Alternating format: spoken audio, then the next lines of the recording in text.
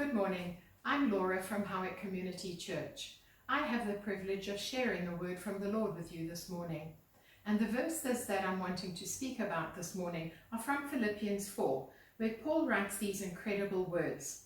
He says, I have learned in whatever situation I am to be content. And then he embroiders on that by saying, I know how to be brought low and I know how to abound.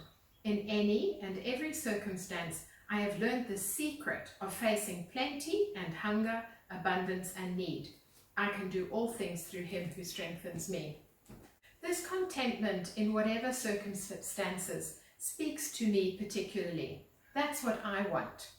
I don't want to be struggling in my mind when things happen the way that I don't want or like. I don't want to be longing for things and being disappointed again and again when I don't get what I want. I don't want to continually find life to be a struggle, striving for what I want. Instead, I want a mind that's quiet and at peace, that peace that passes all understanding that Paul speaks of earlier in chapter 4. How did Paul do this? One of the secrets he must have learned was not to make what he wanted the be-all and end-all of everything. Instead, he must have realized that God had it all planned out already. And he wanted Paul to not only be open to his plans, but to prefer them. This reminds me of something that Paul said in 2 Corinthians chapter 12, where he talks about crying to God 3 times to remove the thorn from him, and yet God didn't. And God said instead to him, my grace is sufficient for you, for my power is made perfect in weakness. And then Paul says these amazing words. Therefore, I will boast all the more gladly of my weaknesses, so that the power of Christ may rest upon me. For the sake of Christ, then, I am content with weaknesses, insults, hardships, persecutions, and calamities. For when I am weak, then I am strong. So that's what Paul learned, was that he submitted himself to the will of the Lord. So we too must realize that God's plans are good, and that when we submit to them, even if we don't know what they are, he will enable us to see them and live them in relationship with him. This is especially true when things are not going the way we want them to, or are taking longer than we want or would prefer.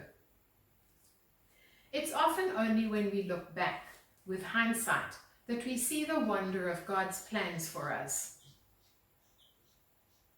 This learning to be content takes practice and effort.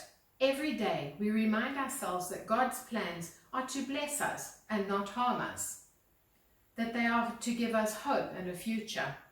We remind ourselves of various promises in his word that we then take to heart and we believe. So every day we must pray and end our prayer with, as the Bible says, yet not my will, but your will be done. A much easier way for me to remember this is to say, Lord, this is what I want. This is what I think is good. But if not, then something better, please. It reminds me that God's plans are best and that my plans are not the best. In conclusion, when we are focused on what we want, and when we try to get God to give us what we want, we will only continually be discontented. We will be frustrated and afraid.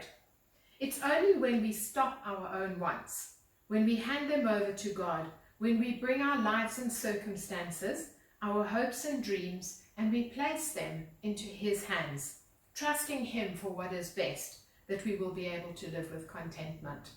I pray that this is something that you will be able to learn as I have been learning it.